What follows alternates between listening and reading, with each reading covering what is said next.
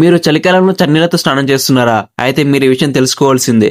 చాలా మందికి కాలం ఏదైనా చల్లని నీటితో స్నానం చేయడం అలవాటు. దీంతో అన్ని కాలాల్లో గజగజ వణుకుతూనే చన్నీటి స్నానం చేస్తుంటారు. అయితే ఇలా చేయడం ఆరోగ్యానికి హానికరం అంటున్నారు ఆరోగ్య నిపుణులు. ముఖ్యంగా కొన్ని రకాల ఆరోగ్య సమస్యలు ఉన్నవారు చలికాలంలో చన్నీటి స్నానం చేయడం ప్రాణానికి ప్రమాదకరం అంటున్నారు. చాలా మంది చల్లటి నీటితో స్నానం చేయడానికి ఇష్టపడతారు. చల్లటి నీళ్లతో స్నానం చేయడం వల్ల శరీరానికి ఒక రకమైన తాజాదనం, ఉల్లాసం లభిస్తాయని చాలా మంది భావిస్తారు. అది కేవలం భ్రమ మాత్రమే. అయితే మీకు తెలుసా? కొన్నిసార్లు ఈ రకమైన అలవాటు ఆరోగ్యానికి ప్రమాదకరం. చల్లని నీటితో స్నానం చేయడం వల్ల స్ట్రోక్ ముప్పు పెరుగుతుంది. అవును, ఇది నిజం. మెదడుకు రక్త ప్రసరణ మందగించినప్పుడు లేదా ఆగిపోయినప్పుడు సాధారణంగా స్ట్రోక్ సంభవిస్తుంది. ఇలాంటప్పుడు మెదడులోని కొన్ని భాగాలకు ఆక్సిజన్ డెలివరీ ఆలస్యం అవుతుంది. ఈ పరిస్థితి చాలా ప్రమాదకరమైందనమాట. సకాలంలో చికిత్స చేయకపోతే మరణానికి దారితీస్తుంది. దీన్నే సెరిబ్రల్ పాల్సీ అంటారు.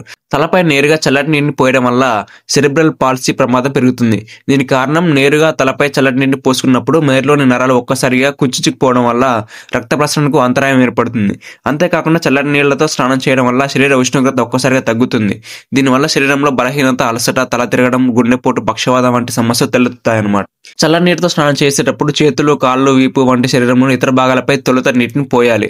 ఇలా చేయడం వల్ల శరీర ఉష్ణోగ్రత సమతుల్యంగా ఉంటుంది. ఆ తర్వాత తలకు నీళ్లను పోసుకోవచ్చు అనమాట. ఈ విధంగా చల్లని నీటితో స్నానం చేయవచ్చు. ఇక మీ రోగనిరోధక శక్తి బలహీనంగా ఉంటే లేదా దీర్ఘకాలిక అనారోగ్య సమస్యలు ఉంటే మాత్రం చల్లని నీటితో స్నానం అంత మంచిది కాదు.